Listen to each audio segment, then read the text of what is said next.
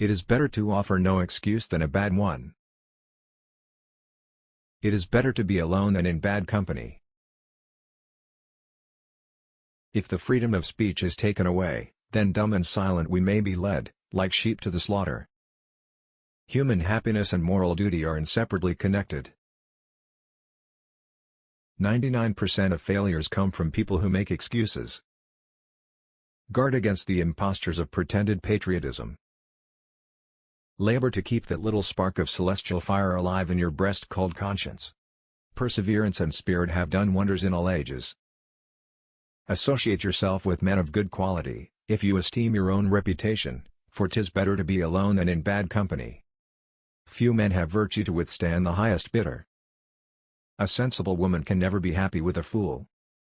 Happiness depends more upon the internal frame of a person's mind, than on the externals in the world. The harder the conflict, the greater the triumph. Worry is the interest paid by those who borrow trouble. I conceive a knowledge of books as the basis upon which other knowledge is to be built. To encourage literature and the arts is a duty every good citizen owes to his country. Be courteous to all, but intimate with few, and let those be well tried before you give them your confidence. We must consult our means rather than our wishes. Real men despise battle, but will never run from it. Discipline is the soul of an army. It makes small numbers formidable, procures success to the weak, and esteem to all. To persevere in one's duty, and be silent is the best answer to calumny. We should not look back unless it is to derive useful lessons from past errors, and for the purpose of profiting by dearly bought experience.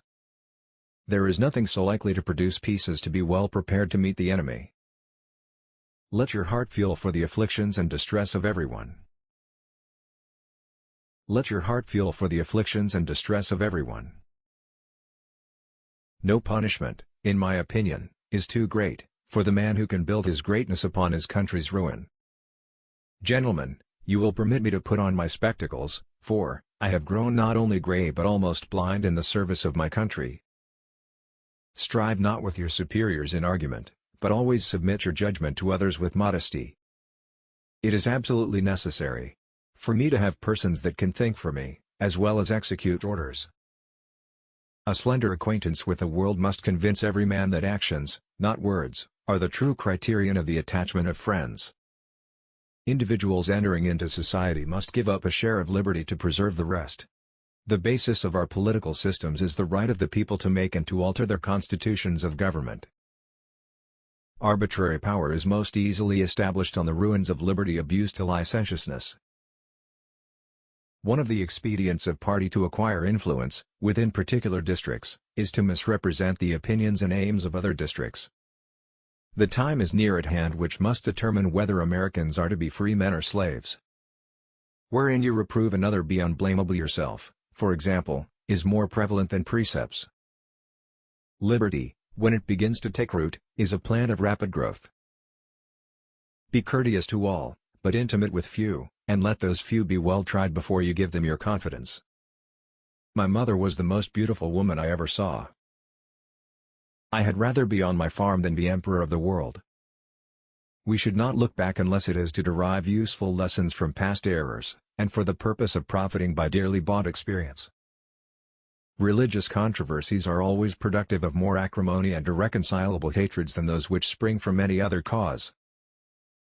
Experience teaches us that it is much easier to prevent an enemy from posting themselves than it is to dislodge them after they have got possession. To be prepared for war is one of the most effective means of preserving peace. Much was to be done by prudence, much by conciliation, much by firmness. Reason and experience both forbid us to expect that national morality can prevail in exclusion of religious principles.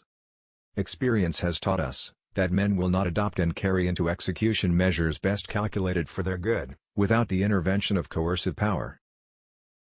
Make sure you are doing what God wants you to do, then do it with all your strength. The basis of our political system is the right of the people to make and to alter their constitutions of government.